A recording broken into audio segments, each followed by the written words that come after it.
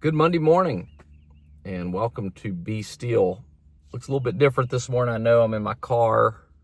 It seems like I'm doing a Golf Pro drive-in, which is another little thing that I do if you follow me on YouTube or on social media. But this is Be Still, so don't be confused. I am in a beautiful Sea Pines Resort in Hilton Head, South Carolina.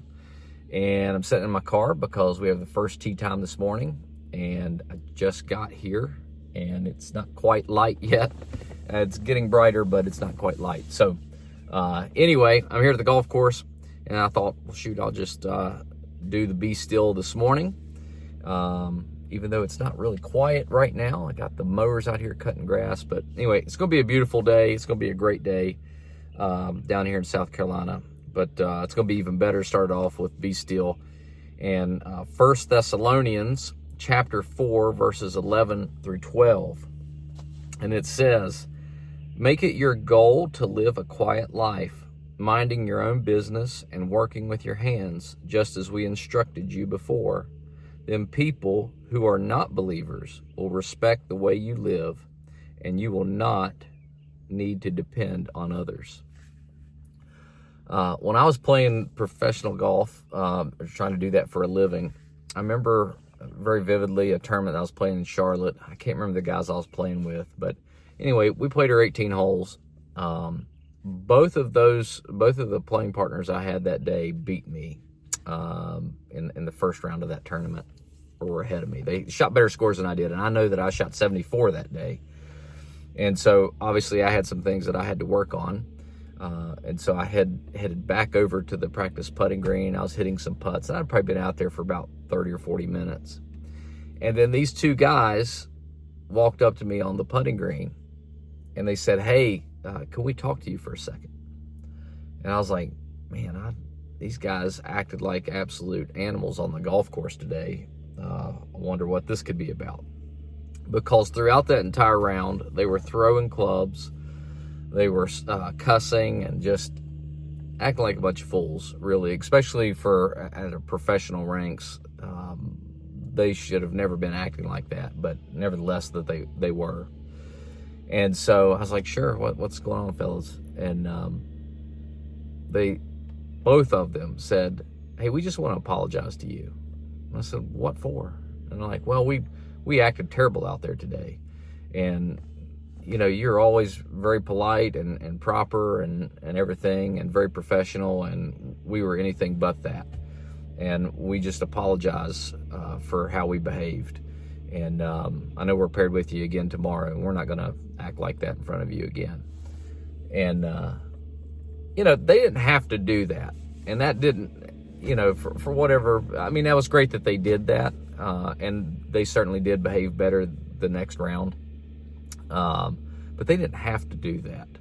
And I always wonder if what it says right here, "Then the people who are not believers will respect the way you live, and you will not need to depend on others."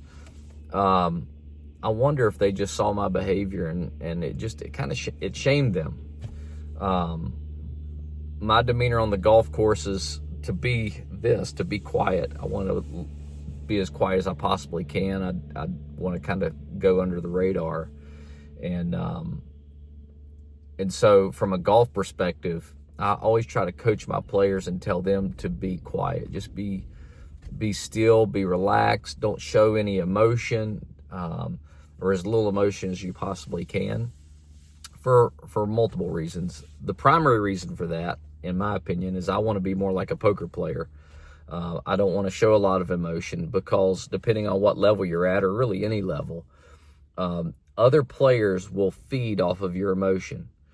If you have big highs and you're explosive and all of the momentum is going towards you, and you want to express that, that's fine. You can do that, and certainly that could have an adverse effect on your opponent.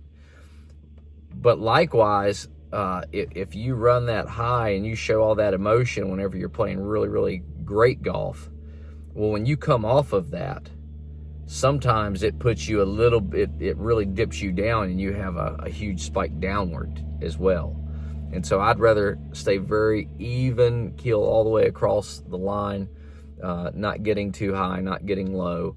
And not only that, it helps you to regulate yourself and your nervous system and everything else, and just be calm whenever you're playing. So that's the primary reason for it. But I think a bigger reason for you to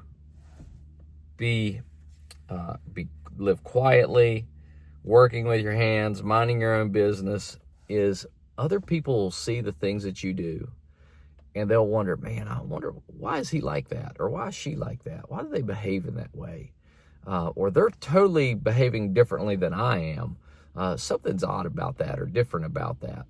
And like these guys, they might even come up to you and apologize for their behavior because they saw something different in you.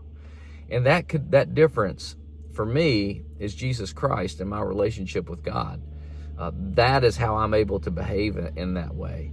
And if people see that, or maybe even give you the opportunity to explain that, it could be life-changing for them, or it can make a difference in their life in some way, shape, or form.